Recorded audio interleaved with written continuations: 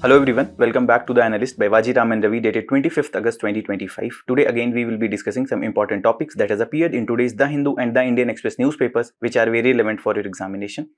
In the initial two articles, we have included two mains practice questions which will be highly relevant for your mains examination. So in the first topic, we'll try to understand various dimensions of dairy sector in India, its comparison with the global peers, challenges and the way forward. Then in our second topic, we'll look into the status of the fertilizer sector in India. Is there a need of deregulation of fertilizer sector? And then in our simplified section, we'll take up 5 articles and we'll try to explain them in simplest language possible to enrich your understanding of the newspapers. Additionally, we have also incorporated some prelims pointers which is going to be very crucial for your upcoming prelims and mains examinations. So have a look on them also and stay tuned.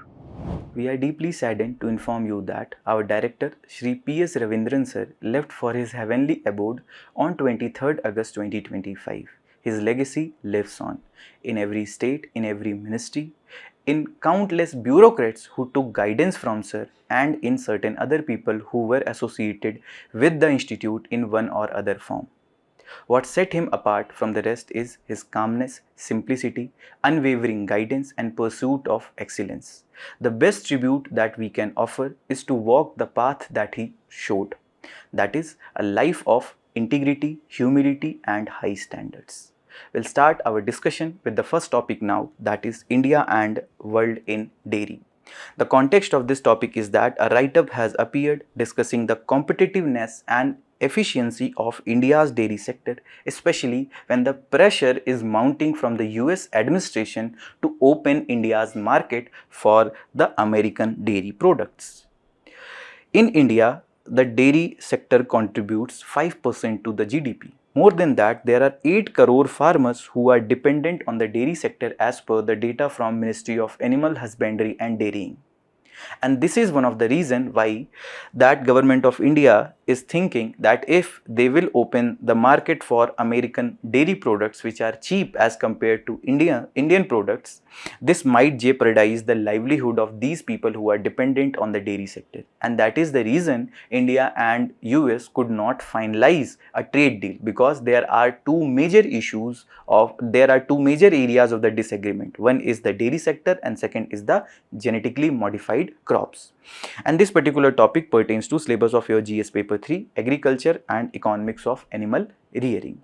If you draw a comparison between India and world in dairy, if you talk about the prices, in US it is 36.7 rupees per liter for a milk which has a composition of 3.5% of fat and 8.5% of SNF, that is solid not fats, means the components like protein and vitamins. So if we compare this quality of milk that is there in US and India, the same quality, in India it is 34 rupees per liter. Whereas if you talk about the European Union, the milk quality which has 3.5% of fat is getting a price of 55.6 rupees per liter, whereas in New Zealand it is 35 rupees per liter for a milk which has component of 4.2% of fat and 9% of SNF, which is comparatively good quality as compared to India and US. Then if you talk about the number of dairy farms, in US it is 24,470 only. And in India, there are more than 50 million plus dairy farms. And number of dairy animals, if you talk about, in US, it is 9.3 million cows. And in India, more than 110 million cows and buffaloes are there. What does this show? That shows that annual yield per cow in US market is much higher as compared to India. One of the reasons for that is the high mechanization that is there in the US market. Second is the breed. In US, they are using the breeds like Brown Swiss, then Jersey is there, Holstein Friesian is there. These are the breeds which has much better yield per cow as compared to Indian breeds like Gir and Sahiwal. If you look into this data of annual yield per cow, in India it is 1.64 ton, whereas in New Zealand it is 4.60, in European Union it is 7.33 ton, and in US it is much higher, that is 10.97 ton. That is the reason US, since has a major surplus production, they are looking for certain markets where they can sell these surplus products. Also, if you talk about the New Zealand, why their annual yield is much higher? Because the availability of large farmlands where the fodder crops like alfalfa can be grown. And these fodder crops like alfalfa are highly protein rich. That also helps in ensuring the yield of cow is maintained. In India, 86% farmers are small and marginal farmer, where the per capita land availability is much less. It is around 1.08 hectare per person is the per capita land availability if you talk about the data from the agriculture census of 2015-16. And the most important factor here is to ensure the food security, and that is the reason majority of the farmers are growing farm crops. And in that case, we do not have proper land where we can grow non-farm crops or the fodder crops, which is very important material for consistent supply of the food, because until and unless cows and buffaloes will not eat, until and unless they will not get nutritious diet, how we can think of ensuring the yield of those cows? And that is the reason, if you look into this corn price comparison between India and US, in US it is 15.4 rupees per kg. In India it is much higher, that is 22 to 23 rupees per kg. What is the reason behind that? First of all, the yield of corn is much less in India as compared to US. In US it is 11 plus ton per hectare, whereas in India it is just 3.5 ton per hectare.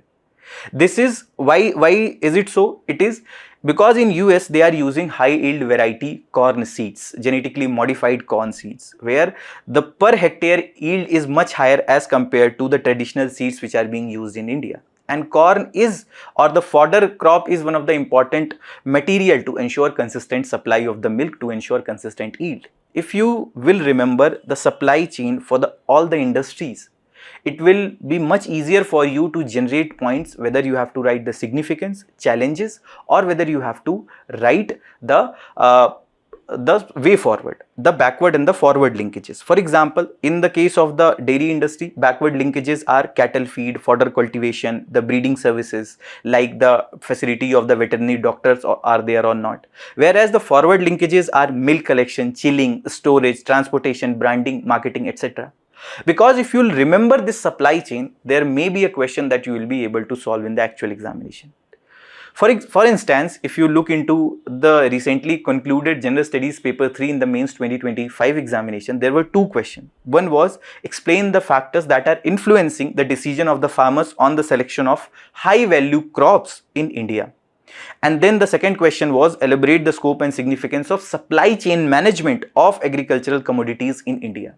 If you talk about the first question, that is high value crops in India, if you will break it in backward and the forward linkages, that for the high value crops, seed is one of the important requirement, then the fertilizer, irrigation, then the price discovery of those products, branding, marketing, storage, transportation, then these we will be able to generate the factors that are needed for the selection of the high value crops. So if you will remember the supply chain or the backward and the forward linkages for all the industries, whether it is food processing industry or agriculture, dairy, it will be much easier for you to generate points for significance, challenges and the way forward. Certain other data related to the dairy sector is that India contributes 25% to the world's total milk output, and India ranks first in the production of the milk globally. However, still the per capita milk availability is much less because of the huge population that we have. Also, the 5% of the country's GDP comes from the dairy sector, and 8 crore families are provided livelihood by dairy industries,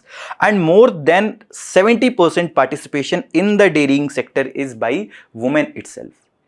And if you look into the cattle rearing, it is also going to help in certain other sectors. For example, whatever the cow or buffalo dungs are coming, they can be converted into manures for the fields, organic manures, which will help in enhancing the soil fertility. Also, it can be used as one of the material from which we can generate the gobar gas, okay, the gas that can be used for one of the components in the fuels. Then the milk, it is source for the nutrition of the family. Now our target is not only just to ensure the food security, but the nutritional security also needs to be ensured, and milk is one of the important component which can ensure the nutritional security. Also, the dairy plants, when there will be proper value addition, when that can be converted into skimmed milk products, etc., that can also enhance the quality of these products, plus it can fetch a greater value in the market because of the processing that we have done.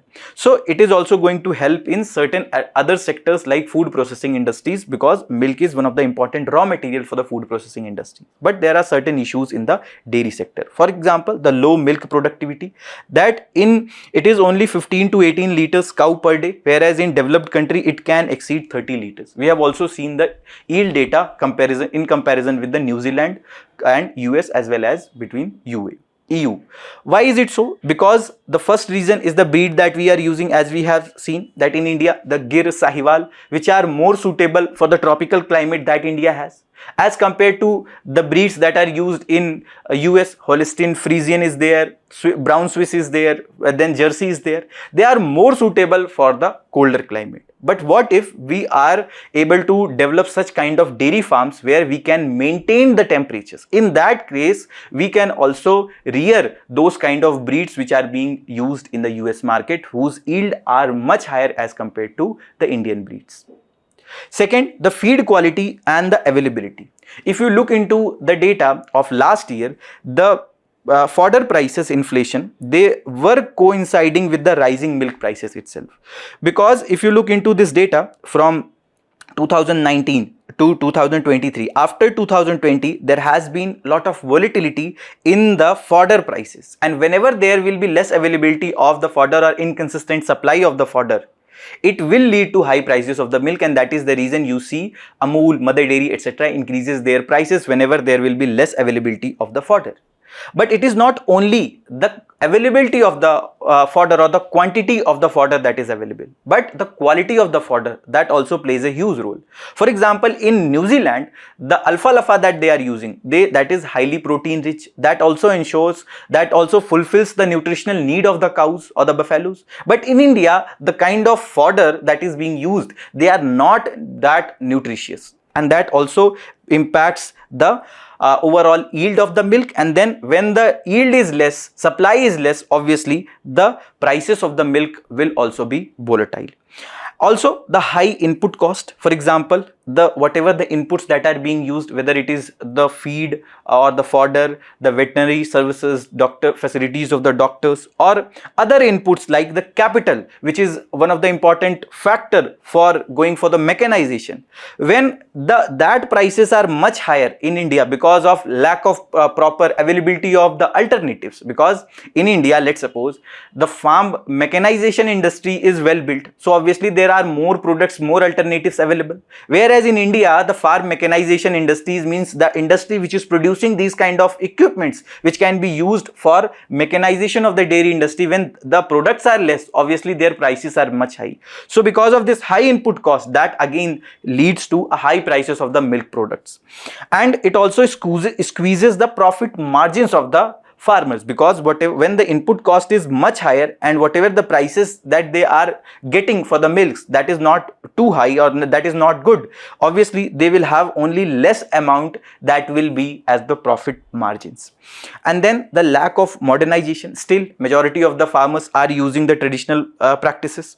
Low cost family labor is being used, okay, and this is majorly to avoid the mechanization, because mechanization is highly capital intensive. Also, the small farm land holdings, that is one of the reason when we have discussed that when the farm holdings are small, obviously the big dairy farms are not being developed. First case. Second is that the production or the cultivation of the fodder crops are not being done, because these farms who has the small land holding, they has to produce the food materials also, or the crops also. In that case, there will be again inconsistent supply of the fodder materials. And then certain other reasons like the climate change, which is the extreme weather or the heat stress, that also impacts the yield of the cow. For example, we have discussed that the 9 million is the cows in India, and it is producing 93 million tons, and this is the data from 2018 Global Annual Productivity Report. Whereas if you look into the India data, it is 90 million cows which are only producing 140 million tons. In US, there are only 9 million cows and they are producing 93 million tons. So India has 10 times as many dairy producing bovines as US, but produces only 50% more milk. that shows the yield or the per capita yield is much less. Also, that one of the major issue that whenever the climate change related issues are increasing, extreme weather events are happening, heat stress is they're happening, changing rainfall patterns, which is impacting the production or the yield, that is also leading to volatility in the milk prices, and that also leads to a high food inflation which was witnessed in last few years, especially after the supply chain disruptions that happened after the COVID-19, right? So this is again the data of the rising inflation in milk and milk product, inflation in the milk and milk product, and overall CPI inflation. If you look into this data from August 2022 from September 2022, the inflation in the milk and milk products were consistently high as compared to the CPI inflation, and one of the major reason for that, inconsistent supply of the fodder material, right? And the livestock health and productivity, that is also one of the major concern. Whenever any disease will be there which will be in fact impacting the bovines, that will also limit the productivity, that will also limit the yield, as well as it can also lead to death of these bovines. For example, there are two major contagious diseases. For example, one is the foot and mouth disease, which is a highly contagious, affecting cloven hoofed animals, the animals having two hoofs like the goat, buffalo, cow. And here animals suffer fever and blisters in the mouth and on feet, affecting their ability to eat and walk. And when they are not able to eat, obviously they loses weight fast, and obviously their yield and the productivity also declines. Human infection is rare and does not cause serious illness, and foot and mouth disease is not transmitted to humans in meat, and it is not the same disease as human hand, foot and mouth disease, which is common in children. The second important disease is the lumpy skin disease, which is a viral disease. You have to remember this thing, that lumpy skin disease is a viral disease, whereas foot and mouth disease is a bacterial disease. And the lumpy skin disease is transmitted by blood feeding insects like certain species of mosquitoes, flies or ticks. It causes fever, nodules on skin, and can also lead to death of these bovines. Control options include vaccination and culling of the infected animals. And the first case was reported from Gujarat on April 23 last year, and it has also spread to certain other states, right? There are more than 20 crore India's total cattle population, and because of poor hygienic, because of the unhygienic conditions where these bovines are kept, this also makes India a susceptible case of these diseases, right? There are certain government initiatives which were taken. For example, Rashtriya Gokul Mission, which was launched with an aim to develop and conserve the indigenous breeds and enhance their production and productivity with the central assistance. Then there is Dairy Entrepreneurship Development Scheme that is being implemented with the objective of generation of employment opportunities in the dairy sector, covering the activities like enhancement of milk production, procurement, preservation, transportation, processing and marketing of central assistance. And again, marketing of milk with the central assistance. Then we have the National Program for the Dairy Development. That is being implemented with the objective to create infrastructure for the milk procurement, processing and marketing. Again, it is being developed with the central assistance. For example, cold storage vans are being developed so that the milk which is procured can be kept at an optimum temperature, and then it can be transported to the food processing units. Then we have the e-Pashu Haat portal, which is under the scheme National Mission on Bovine Productivity, e-Pashu Dhan Haat portal, that was developed for connecting breeders and the farmers regarding the availability of the quality bovine germplasm, which can actually fulfill the needs of these germplasm, which can actually help in production of more high yield variety breeds. Also, we have the certain other technical initiatives, technological initiatives like launch of e-Gopala app with an aim of generation of wealth through the productive livestock. Largest semen station in government sector was established in Purnia, Bihar. Inauguration of in vitro fertilization lab at Patna Animal Science University. Artificial insemination through sex sorted semen for production of female calves with 90% accuracy, that will be launched. And use of also IVF technology at farms doorstep so that female calves can be produced at a much better rate. Now, what should be done? What is the way forward? First, there is need for improved breeding. Whatever the initiatives like the e-Pashu Heart Portal is there, or IVF that was launched, there is need for more technological integration with the learning from US and New Zealand markets, which has done comparatively better in these areas. Because when we will have the good quality of the breeds, we will be able to ensure that the per capita availability of the milk, per capita yield per cow is much higher, and which will lead to consistent supply of the food products, of consistent supply of the milk products, which will also keep the prices in check. Also, this can be done with the more research and development in the case of the genetic technology. Also, the scientific feed management, that why we can't keep a check on the consistent supply availability, or we can keep a check on the area under which the fodder crops are being grown. If we will have an idea that the area under the fodder crop is much higher this year, we will have this assurance to some extent that there will be consistent supply of the fodder crops. Or in that case, if that is not the case, and we are seeing a shrink in the areas where the fodder crops are being grown, in that case government can either procure some of these feed and fodder crops from the foreign markets, or government will be able to provide certain assistance that farmers are motivated to grow more fodder crops. For example, farmer ID is there, where the crop registries are also being maintained, the village level crop registries are also being maintained, which is giving an idea that the land which is under the cultivation for a certain crops, with the help of that also we can get an idea that what is the land which is under the fodder crop, and based on that also we can ensure that there will be a consistent supply of the quality feed material. And this will ensure there is a balanced nutrition for the bovines, and we can also go for cultivating protein rich fodder like alfalfa. Also, technology adoption, mechanization is the need of the hour, because that will help in improving the productivity, that will help in maintaining the hygiene. It will also ensure that we are following the sanitary and the phytosanitary measures which are mandated by the WTO. And it will lead to modern equipment, data driven decisions and the mechanizations, because this if there will be a good price discovery mechanism, like in the case of ENAM, the farmers will also will be able to understand what quality of milk they should produce, which can actually help us in getting better prices. For example, another major concern is that the quality of the milk which is being supplied is not that good, and that is the reason it is not able to fetch good prices in the market, and it squeezes the profit margins of the farmers.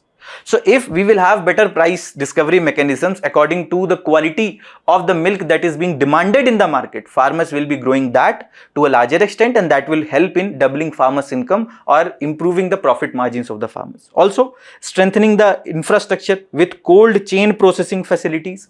This will reduce the loss of the farmers, this will reduce the loss of the milk, and this will improve the processing from milk to skimmed milk products, and that will help in fetching a greater prices to the actual growers. For example, you generally listen to a phrase that is farm to fork journey, that whatever is being produced is reaching to the plate. But what if we have a better fork to farm journey, that whatever the particular product which is needed by the people, for example, if people want tofu paneer, and farmer is with the help of the cold chain facilities, with the help of better food processing units, is supplying the tofu paneer to the people in their plates. Obviously, the demand is much higher of the tofu paneer, and farmer with the help of cold chain facilities and the food processing facilities is supplying that tofu paneer.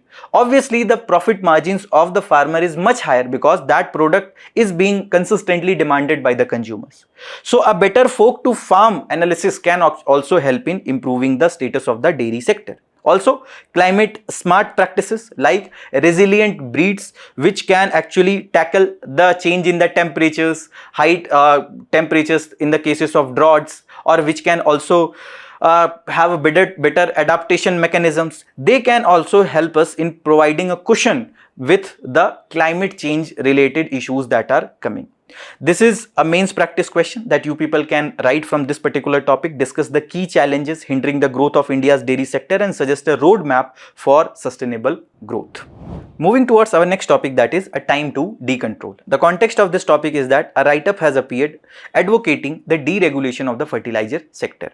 And this particular topic pertains to syllabus of your GS paper 3, agriculture direct and indirect subsidies. In last 1 year, what we witnessed that the import of fertilizers from China to India plunged to a historic low because of the certain restrictions that were imposed by the Chinese government on the fertilizer exports from China to India. Because of these restrictions, when there was less import, and India is highly dependent on the imports of urea, DAP to ensure there is consistent supply and availability of these chemical fertilizers. But because of less imports, it also reduced the availability of these chemical fertilizers. Plus, with a good monsoon this year, the area under the cultivation for the rice and maize also saw an uptrend. And rice and maize actually requires nitrogenous fertilizers like urea. That also led to more demand of these fertilizers. But with less import, less availability and more demand, what we witnessed that there is inconsistent supply, there is issues of the availability of these fertilizers and long queues that we witnessed in certain states. Also, the fertilizer sector, especially with regard to the prices of these packet of fertilizer bags, that is to a large extent administered by the government, especially in the case of the urea. So, with the regulation of the prices, obviously it doesn't help or it doesn't motivate the firms to produce more. So, that is one of the reason why you can see the firms are not able to sell urea and DAP at more than 266.5 and rupees 1350 per bag respectively, and this basic retail prices of urea has been unchanged since November 2012, with imports to allowed only through state trading enterprises. So there are certain restrictions regard to the prices, regarding to the mode through which the sale of these fertilizers can happen, and that is the reason with this regulation the fertilizer sector is not able to grow to the extent it can. That is the reason this writer is advocating for the deregulation of the sector. If you talk about the India's fertilizer market share, then market size in 2023 is around 1046.85 billion. Market size in 2030 will be able to reach, or it is projected to reach to 1543.15 billion. And it is going to see a compoundable annual growth rate of from 2024 to 30 at a rate of 5.7%. So it is going to witness a compoundable annual growth rate of 5.7% from 2024 to 2030. And majorly the type of fertilizer, if you talk about the organic fertilizer, chemical fertilizer or the mixed fertilizer, the major dominated segment by the type in India is the chemical fertilizers like DAP, urea, muriate of phosphate, etc. Also, if you talk about the fertilizer subsidy, that why government is actually giving the fertilizer subsidy, that should be the first question. It is because of the fact that in India, agriculture sector contributes around 16.1% to the GDP, and in the case of the employment generation, it contributes around 46.1% as per the data from Economic Survey 2025. And fertilizer being one of the important input for producing crops, if the prices of the fertilizer will be completely decided by the market itself, it may make fertilizers unaffordable for the farmers, especially the 86% small and marginal farmers. And that is the reason, since agriculture sector is one of the important contributing factor in the employment generation and a lot of population is dependent on the agriculture itself, government ensures that they provide support for the fertilizer so that farmers can afford these fertilizers at a proper price. And that is the reason government will be spending around 1,19,000 crore for the urea subsidy itself and 45,000 crore for the nutrient based subsidy as per the budget estimate of 2024-25. What is the difference between urea and the nutrient based subsidy, that we will be seeing. Also, if you look into this data of consumption sale of major fertilizer products, urea is one of the a major fertilizer which is demanded by the farmers, and that also leads to a shortage sparks and also certain issues with regard to the availability. If you compare it with certain other fertilizers, chemical fertilizers like DAP, SSP, MOP, etc., that is much less if as compared to what is the demand of the urea. And because of this increase in the demand of the urea, we also see the distorted pattern of the NPK ratio. The ideal ratio is 4:2:1, whereas prevailing use is 8.3 ratio to 0.4 ratio 1. This is an old data of 2014-15. Now, what is the mechanism of the fertilizer subsidies for the urea and the nutrient based subsidy? Urea is actually sold at government mandated MRP, and the current MRP of the urea bag is 242 rupees per 45 kg bag, excluding the neem coating charges and the taxes which is levied on the fertilizer. And the subsidy is directly provided to the urea manufacturer or the importer. It is not credited in the bank account of the farmers. So if there is a question, there is a statement that is coming in the examination that the urea subsidy is directly given in the bank account of the farmers, that will be incorrect. Also, what is the subsidy? It covers the difference between the delivered cost, that is the MRP of the urea bag plus the neem coating charges and the taxes minus the net market realization. That means the cost of production, that is cost of raw material, processing, transportation, all that cost, that is the net market realization, that what would have been the value of this particular product in the market if that is being sold at the market determined prices itself. So the delivered cost minus the net market realization is the difference. That is because farmers are paying 242 rupees plus neem coating charges plus taxes, whereas the companies will be telling the net market realization charges, and the difference between two will be given as the subsidy to the urea manufacturer or the importer of that bag of urea. In the case of nutrient based subsidy, which was started in 2010 by the Department of Fertilizers under the Ministry of Chemical and the Fertilizers, here the subsidy is provided at subsidized rate based on the nutrient content in that fertilizer, including the nitrogen, phosphate, potash and sulfur. And the companies will be receiving additional subsidies if the fertilizer is enriched with some of the secondary nutrients or micronutrients like sulfur, zinc, boron, iron, manganese and copper. And this is fixed subsidy rate in rupee per kg for each nutrient, that is NPK, or even in the case of sulfur, and this is provided annually. What does this mean? That let's suppose in any per kg fertilizer, whatever the component is of N, that is nitrogen, phosphorus, potassium, will be determining that what will be the subsidy that will be provided to the manufacturer or the importer. Means it is the nutrient that will be determining the subsidy, not the type of the fertilizer. More than that, here the companies are now motivated to shift to better technologies where they can reduce the cost of the production. Why? Because here the cost of production will not be determining the what will be the amount of the subsidy that they will be getting. Rather, only the quantity of the nutrient will be determining the subsidy, and that is the reason now companies are shifting to better technologies, that is leading to low prices of these fertilizers. And the objective of this nutrient based subsidy was to ensure food security for the nation by ensuring the availability of these input material at a proper prices, also to improve the agricultural productivity and also to promote the balanced fertilizer use. However, there are certain issues related to the fertilizer sector. For example, first is the overuse of the fertilizer, that is leading to soil degradation and environmental concerns, as well as it is leading to depletion of the groundwater table, and it is also leading to water pollution in the whether it is the underground water pollution that we are witnessing.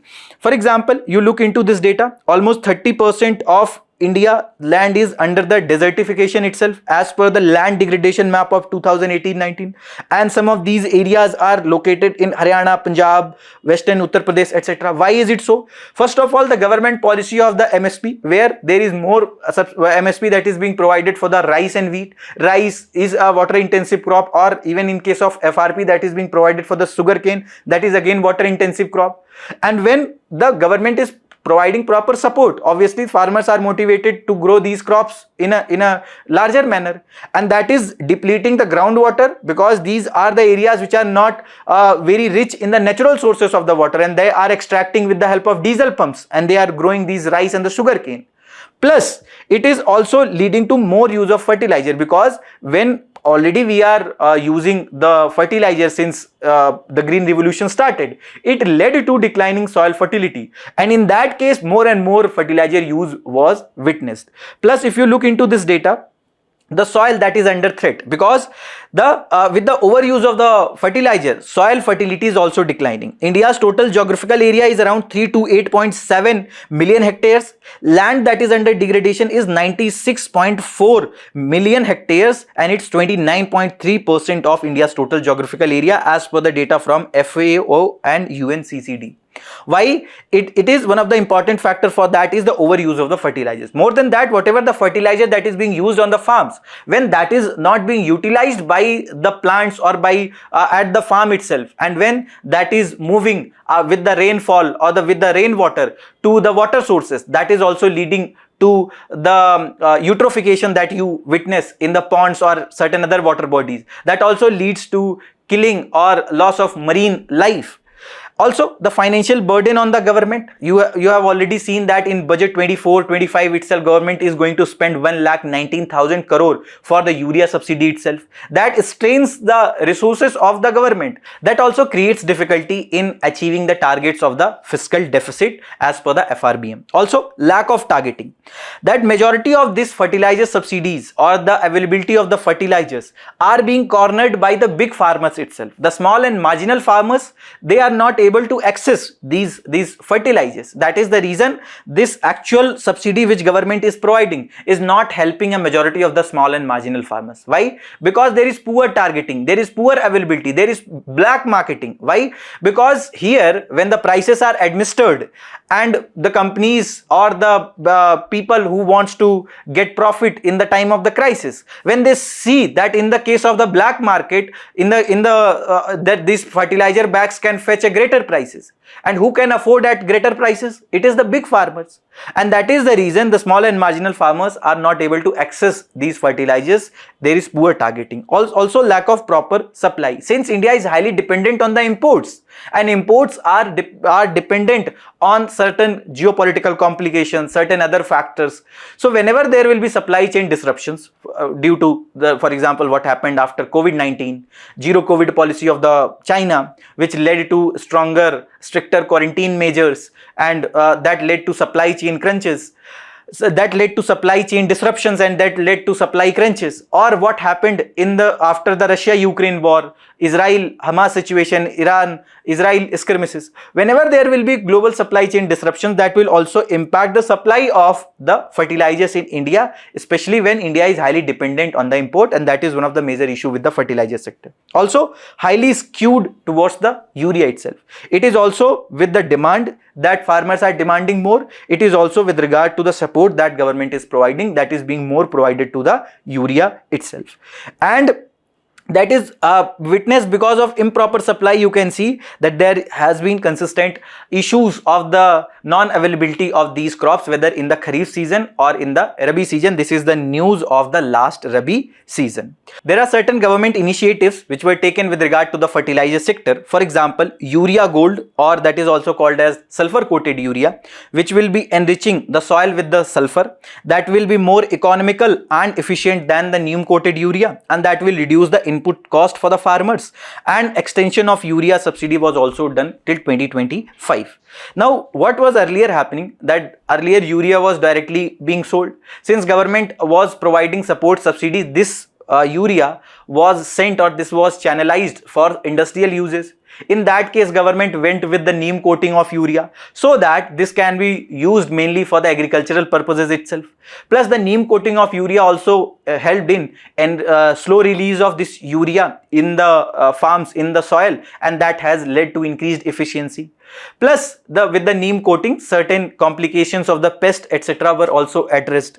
But the availability of the neem cakes or neem oil was one of the major issue, and that is the reason government came with this sulfur coating of urea itself, where instead of neem coating of urea granules, it is the sulfur coating that will be done. That will help in enriching the soil with the sulfur. Plus, this will help in slow release of the sulfur, slow release of urea in the soil, and it will lead to increased efficiency. That will help in reducing the input cost, and that will also help in addressing the issues like volatilization and the leaching.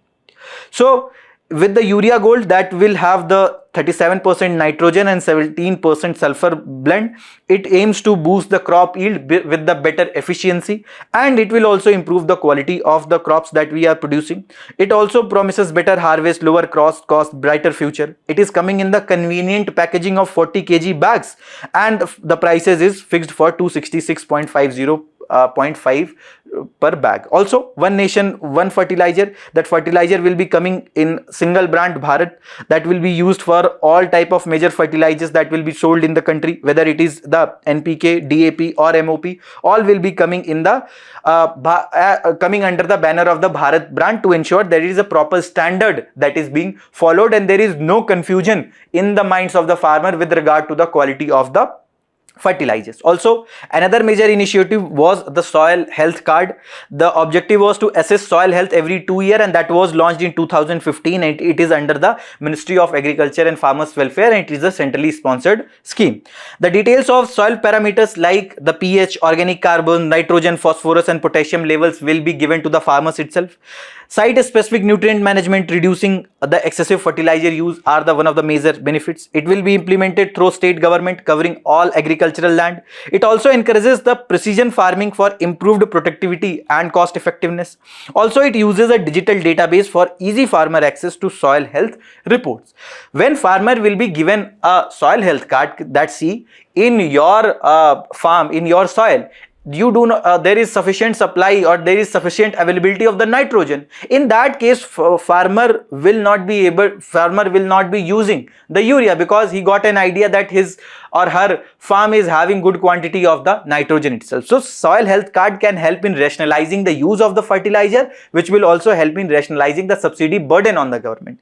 Plus, IFCO nano urea fertilizer, that for example it is coming in the liquid form. 500 ml of the nano urea will be able to fulfill the need of the 50 kg bag.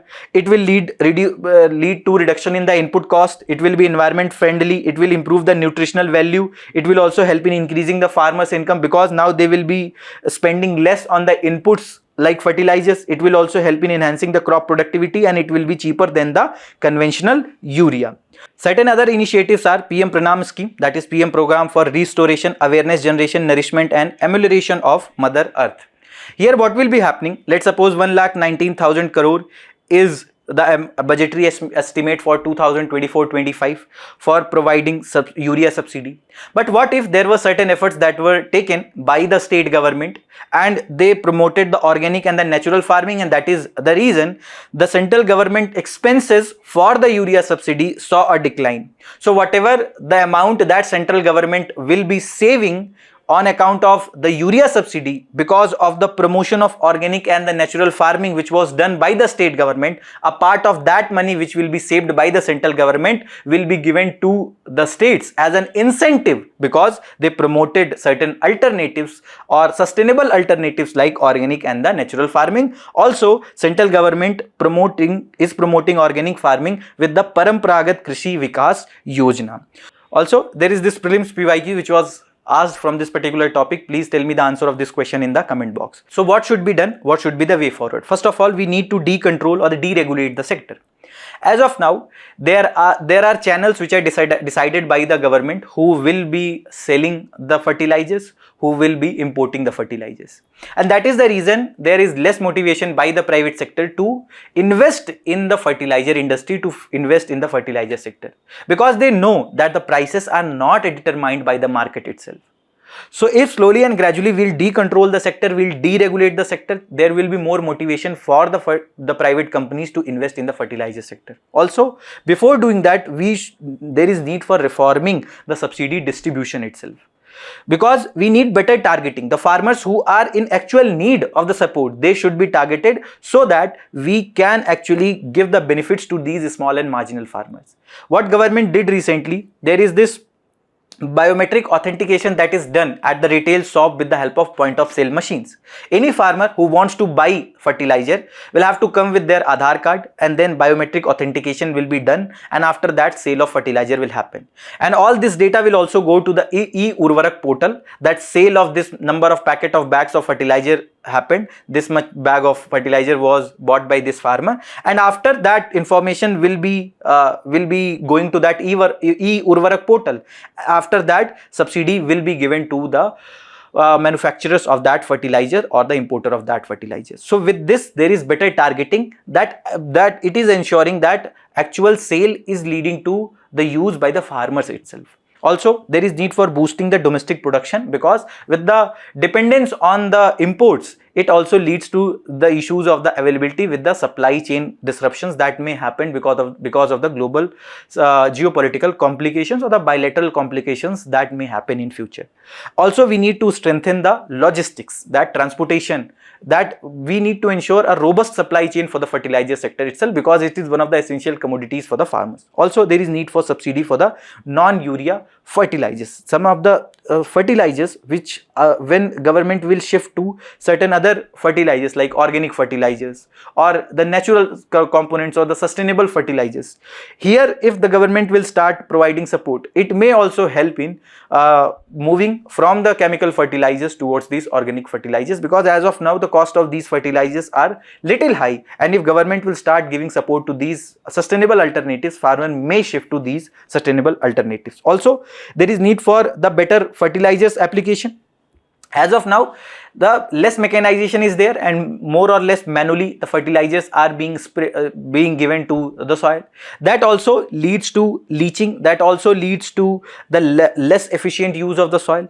With better application, with more technological use, with more mechanization, it can also help in encouraging the balanced fertilizer use by the farmers. Also, there is need for promoting the organic and the biofertilizers as an alternatives, because this can actually help in addressing the issue of declining water table, soil pollution, declining soil fertility, desertification, as well as water pollution to a larger extent. This is a mains practice question that you people can write from this particular topic. In our simplified section, first topic is Nourish to Flourish, the nutrition and the cognition link. This is related to your GS paper 2, issues related to children, health, government policies and interventions, and this has appeared in today's The Hindu, page number 6.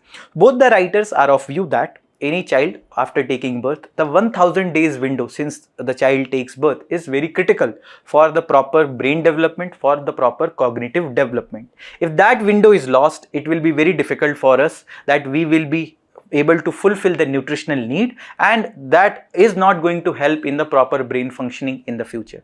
Both the writer starts with the example that if you have to catch a flight at 2 p.m, that window from 12 noon to 2 p.m is very important, especially the time between 1 p.m and 2 p.m. If you are stuck from 1 p.m to 2 p.m in any of the traffic, it will be very difficult for you to catch the flight, and that is the reason for a child, first 1000 days of his life are very important. Brain development and maturation, as well as the adequate growth through nutrition must happen within this 1000 days period itself, without which the child will never reach their full potential. That aptitude which can help in succeeding in the life, it will be very difficult for that child to get that aptitude.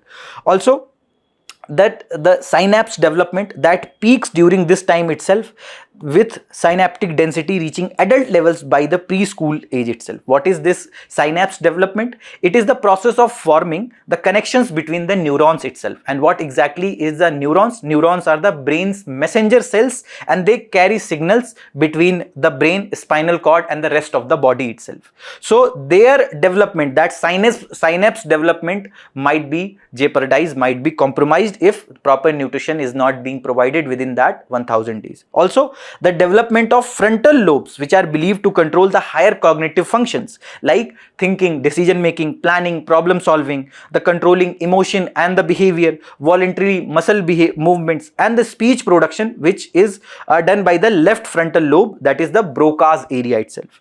And this also happens in the growth spurs during the first 2 years of the life itself. There also the nutrition plays a huge role. Also, nutrition deficiency before the age of 3 are in some cases impossible to reverse. If proper nutrition is not provided within the 3 years after the child takes birth, it will be very difficult to reverse that deficiency that was caused and the complications that it has created. Also, India has made strides in overcoming nutritional deficiency in decades between 1993 and 2021. At the current rate of decline, stunting prevalence, that is low height for the age, will reach 10% only by the 2075 itself. But with the better support from the government, with better efforts, individual efforts, that we will be able to double the pace, and we will be able to hit this target by the 2047, which is the year when the India has targeted to become a developed country, or Viksit Bharat. Here we must seize the critical window of early childhood by combining efforts on nutrition and cognition, giving children the best chance at a bright future itself. For example, if a mother knows that these 3 years are very important, if a proper awareness generation is being done, that mother will also ensure that they are ensuring they are providing proper nutrition, especially during that critical window itself. Also, a study that was done in Tamil Nadu found that early childhood iron deficiency negatively impacts the verbal performance and cognitive processing speed at age 5 and affects expressive language development before the age of 2. Even the learning capabilities of a child is impacted due to the nutrition itself. Also, the co-curricular activities or the sports activities where child will be participating, that will be also determined based on the nutrition, or based on what is the nutrition that is being provided to the child in the initial 3 years period itself. Also, learning is fast and permanent in first few years. A 3-year-old starts speaking in a regional language and never forgets it. Most of us still remember the nursery rhymes thanks to the neuroplasticity. That is, with the better nutritional with proper nutrition supply, we will be able to remember even the small informations that were taught in the initial few years in the preschool.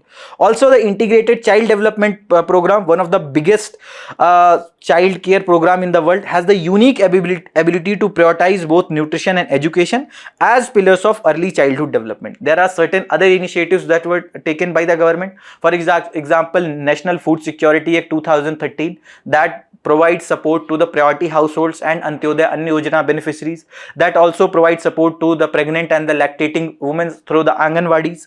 Also, Mission Poshan 2.0, Poshan Bhi, Padhai Bhi, that seeks to ensure nutrition and cognitive development go hand in hand.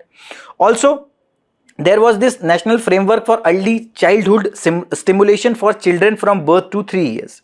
And here the Nav Chetna provides the structured guidance in the form of simple activities for social and cognitive stimulation based on the age of the child itself.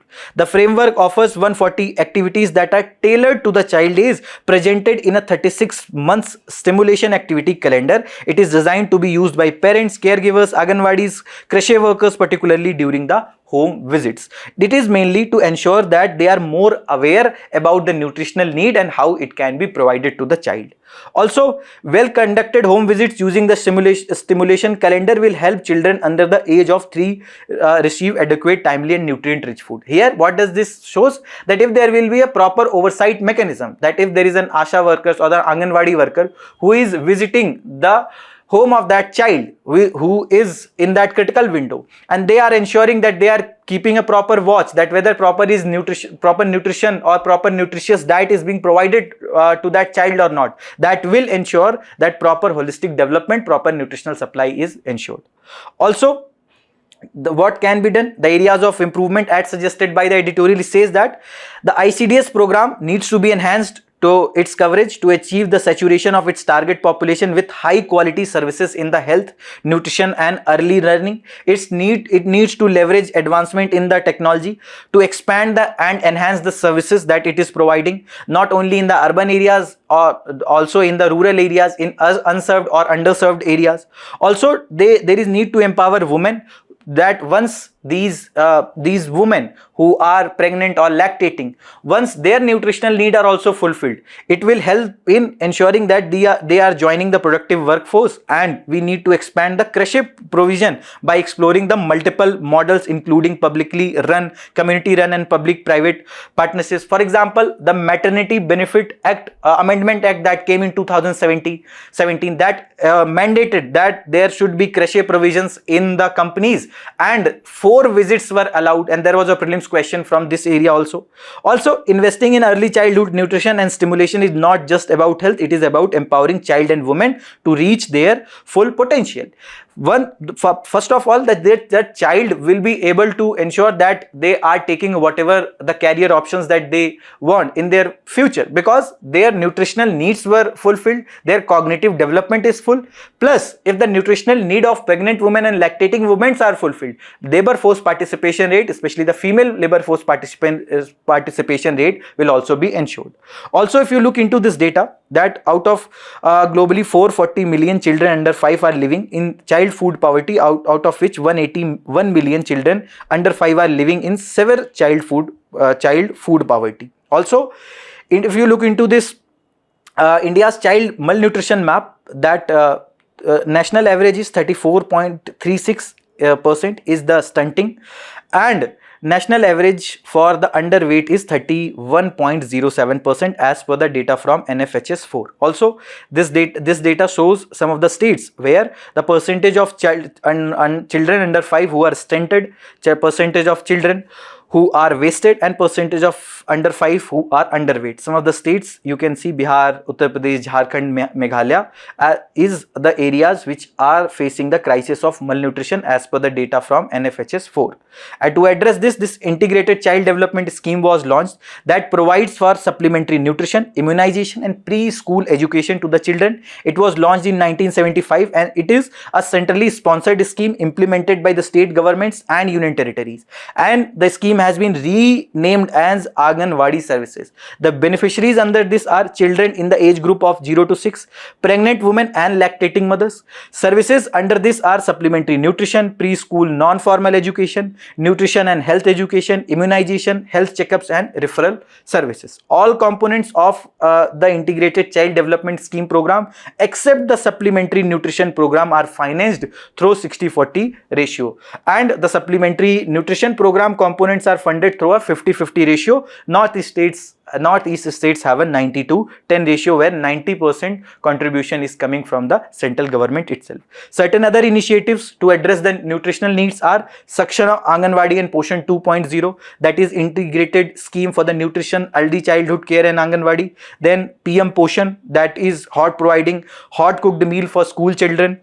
Anemia Mukt Bharat, that is strategy to reduce anemia among the women. As per the NFHS 5 data, 53% women are anemic itself, so it is going to help in address that. National Food Security Act, we have already seen. PM Matru Vandana Yojana, where the cash support is provided to pregnant and lactating women for nutrition and care. Food fortification, for example, in the case of the golden rice, the beta carotene is added. The creche facilities after the Maternity Benefit Amendment Act 2017 that mandates child care support for working mothers in large establishment. One nation, one ration card, which provides the portability that enables nationwide access to subsidized food via the portable ration cards. And this was the question that was asked in 2019. You just need to eliminate this option 6 creche facility. It was 4 creche facilities, and by eliminating option 2, you can get the answer of this question, that is 3 only. Next topic is that how have deception techniques evolved. This is related to your GS paper 3 defense, and this has appeared in today's The Hindu, page number 8. So what happened that after India launched Operation Sindoor, Pakistani claimed that they shot down one of the Rafale aircraft. Every aircraft that is airborne will lead to some of the radar signatures, and based on the generation of that aircraft or the type of aircraft, whether it is for the combat or whether it is for reconnaissance, etc. So based on that radar signatures, the enemies also get an idea to which aircraft they have shot. Now what happened when let's suppose this is a Rafale aircraft, when it was airborne, now it targeted certain terrorist site in Pakistan. In the same time itself, when Rafale was targeting terrorist sites, certain fighter jets from Pakistani airfields also became airborne and they launched certain missiles on that Rafale itself. But what Rafale did, it deployed this AI-enabled X-Guard fiber optic towed decoy. So this is something that you can see that is attached to this aircraft itself with the help of this 100-meter cable. Now this decoy that is deployed will give an idea to this fighter aircraft that this is not the actual Rafale aircraft, rather this decoy is the actual Rafale aircraft. So this is something that can be called as the body double. So now this fighter jet of the Pakistan, instead of targeting this Rafale aircraft, will be targeting this decoy. And this is what happened in the case of the skirmishes that happened between India and Pakistan. That Pakistani fighter jet targeted this decoy itself and they claimed that they shot down one of the Rafale, whereas it was not the Rafale, rather it was the decoy which was targeted by the Pakistani fighter jet. So this deception techniques in last few years, especially when we are seeing certain skirmishes in certain parts of the world, in other parts of the world, is gaining attention, is becoming more in use, because it will help in saving the cost, that the loss of the aircrafts will be minimized. More than that, it is not only limited to the Air Force itself. In the case of the army itself, they ordered certain tanks, which is again a decoy itself. Now let's suppose this is a tank which is kind of decoy. It will be emitting some kind of heats. It may also lead some kind of signatures on whatever place it is being observed, and whenever it will be targeted, it will also give an idea the enemy aircraft which was targeting this. Plus it will also help in saving our actual tanks. It is also being used in the case of the submarines itself, that to save the actual submarines, several decoys are being deployed in the marine waters itself, which will be also emitting certain sounds, certain heats itself. So rather than targeting the actual submarines, which will be kind of switching off their signatures, the decoy will be targeted, and that will also give an idea to us that from where that torpedo was launched to target that decoy submarine, and this will also help in saving our actual submarine. So this is something which is being which has seen an uptrend in the use in the case of combat. So this was about the AI-enabled X-Guard fiber optic towered decoy that was deployed on Rafale fighters as part of their electronic warfare suite. Also, its 360-degree jamming signal capabilities integrates seamlessly with the Rafale's Spectra, that is self-protection equipment countering threats to Rafale aircraft's electronic warfare suite. While Spectra manages threat detection, blocking and on-board defensive measures, this X-Guard adds a trailing expendable layer jointly forming a multi-tiered defensive shield itself. So there can be one prelims question that X-ray decoy or the Spectra is related to which field, and these terms were in news, and this is related to which field. This can be one of the prelims question. And then these are certain specifications of Rafale MiG-21 and Tejas Mk1. Rafale has a top speed of 1.8 Mach at high altitude, whereas it is 2.25 for MiG-21 and 1.8 for Tejas Mk1. And this Tejas Mk1 is again a 4.5 generation aircraft, same as the Rafale, which is also 4.5 generation aircraft, and it is the Dassault Aviation which developed this Rafale, and it is a French company. And Tejas Mk1 is being developed by Hindustan Aeronautics Limited, HAL. And this was one of the prelims question that was asked, that how many of above are considered 5th generation aircraft. None of these are the 5th generation aircraft. Both Rafale and Tejas are 4.5 generation aircraft. So correct answer was D, none. Next topic is Jan Vishwas 2.0, what the bill amend 16 laws seeks to do. So this is again related to your GS paper 2, government policies and interventions, and this has appeared in today's Indian Express, page number 14. So already there was this Jan Vishwas amendment bill that came in 2023 that rationalized certain laws, that also decriminalized various laws to ensure that there is an environment of the industrial business, and there is also more ease of doing business. So here again there is this Jan Vishwas Amendment Bill 2025, which was introduced in Lok Sabha last week, and that it seeks to amend 16 central acts in order to decriminalize and rationalize certain offences and penalties. And The first Vishwas Amendment of Provisions Act 2023 decriminalized 183 provisions in 42 central acts that are administered by 19 ministries and departments, and the new bill expand this reform agenda to 16 central acts administered by 10 ministries or the departments. And it is being brought together by Vidhi Center for Legal Policy. It contains 882 central laws, 370 of which have criminal provisions for 7,305 crimes. More than 75% of all crimes are defined under laws that regulates areas beyond core criminal justice. For example, shipping, taxation, financial institution. There are certain severe punishments for seemingly small offences. For instance, one can be arrested in India for milking a cow on the streets or not providing proper exercise to one's pet dog itself. When these small offences also carry the criminal charges, it also burdens the judiciary. It also complicates the issues for the police forces. And while many such criminal provisions are rarely enforced, they leave the door open for the arbitrary exercise of power by the states. Also, this is again against the basic principles of the proportionality in the crime and the punishment. Whatever the severity of the crime is there, it should also lead to same proportion of the punishment.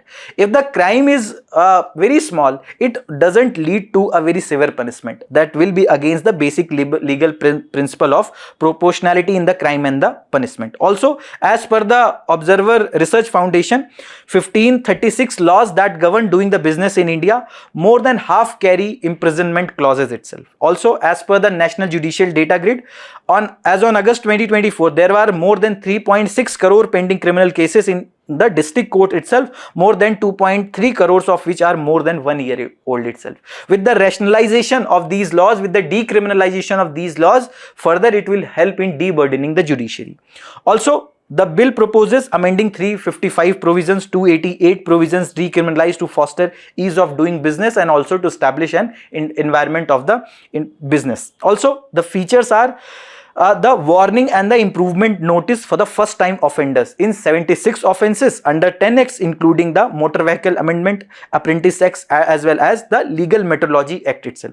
For example, if someone is using non-standard weight, then in the first case there can be a warning or the notice can be given, and subsequently the penalties can be levied, and penalties or the fines can be exponentially increased with the each act that will be done or each offense that will be done.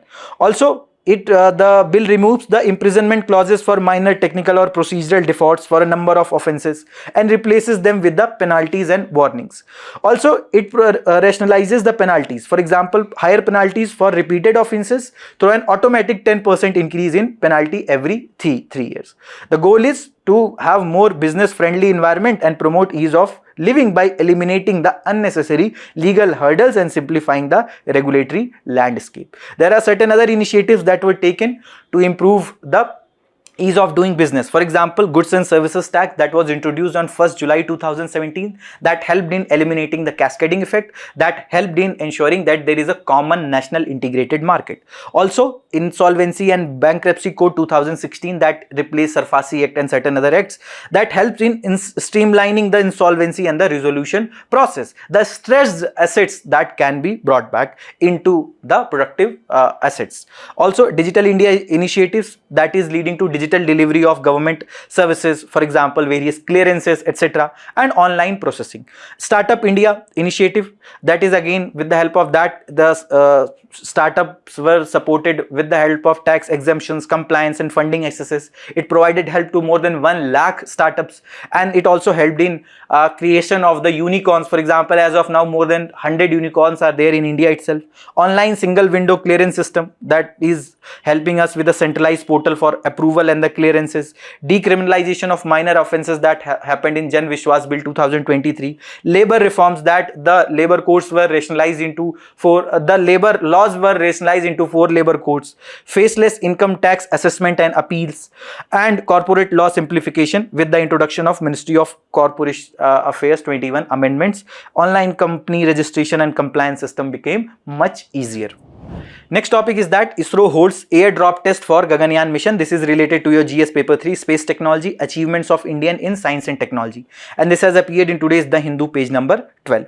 So ISRO on Sunday successfully carried out first integrated airdrop test, a critical milestone in preparation for the country's Maiden human space flight program. It is a specialized trial to ensure the parachute system that will be actually designed for the Gaganyan crew module performs reliably in the real world condition, and a dummy crew capsule weighing around 5 tons was lifted by the Chinook helicopter, and then it was dropped. Through a few kilometers, its main parachutes had to open in the specific sequence to decelerate capsule to a safe splashdown speed in any of the water bodies from where Navy or the Coast Guard will be taking back the people who were on board in that Gaganyan mission. Especially this ascent, descent and this decelerating phase is of great importance.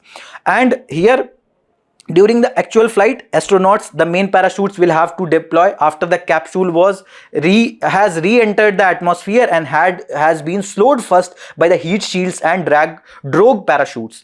The ascent, descent and post splashdown phases of the Gaganyan are expected to be most risky for the astronauts. And also the propulsion system for the crew module and service module have been developed and tested already. Environmental control, life support system, engineering model realized, crew escape system, 5 types of motor development and statics were already tested, and the infrastructure had been established for orbital module preparation facility, Gaganyan control system. Because if you look into this picture, this is the Gaganyan that it will be first launched with the help of this GSLV Mark III. That liftoff will be provided with this. After that, within 16 minutes it will reach the low Earth orbit, and then the orbit module will separate, and then the solar array deployment will happen to provide energy to this orbit module, and then the reorientation will happen where the module will be changing the direction, and then there will be deboost phase that will be coming, and then there will be separation of crew and the service module. Then the aerobraking will happen, then the parachute deployment will happen, and then splash down at Arabian Sea of the Gujarat will happen. Also, this is the crew module that it will provide habitat of astronaut, and the service module does on orbit servicing, that all the service that will be provided to the crew, whether it is the location, the information dissemination, all that will be done by the service module itself. And it is the human rated launch vehicle of the GSLV Mark III derived that will be the launch vehicle for this Gaganyan manned mission. Next topic is that multi-layer shield maiden flight test of integrated air defense weapon system done. This is related to your GS paper 3 defense, and this has appeared in today's Indian Express page number 1. So DRDO has successfully conducted the maiden flight test of the integrated air defense weapon system of the Odisha coast, and it marks the another step towards developing a homegrown nationwide security shield from multi-domain enemy attacks under the mission Sudarshan Chakra, which we have aimed to achieve by the year 2025, where we will be providing integrated defense to all the hospitals as well as other critical infrastructure by the year 2035. And it is a multi-layered air defense system comprising all indigenous quick reaction surface to air missile, advanced very short range air defense system missiles, and high powered laser based directed energy weapon system. And it is this launch of mission Sudarshan Chakra will actually provide a comprehensive multi-layered network system aimed at protecting India from India and its vital installation from a range of enemy attack across domains, whether it is the missile attack that is happening or UAV attacks that is happening. This mission Sudarshan Chakra will ensure from any kind of enemy attacks. And here the private sector will also be collaborating for developing this kind of air defense system, integrated air defense system with the name of mission Sudarshan Chakra, which PM Modi also announced on the Independence 2025. And under this there will be 3 layers. One will be the quick reaction surface to air missile, second will be the very short range air defense system, and the third will be laser based directed energy weapon system. And if you talk about other missile shields that India have the indigenous wilderness area defense missile system in the form of Akash, which has a range of 25 km. Then we have the Spider, which is Israeli low level quick reaction missile system. And then we have the S-400 Triumph, which is one of the deal we did with the Russia itself. It has a range of 400 km. We also have ballistic missile defense and Barak 8 missile defense system, which is a joint development with the DRDO and the Israeli aerospace with a range of 70 km. That is all from today's analyst. Thank you very much. All the very best. Keep studying.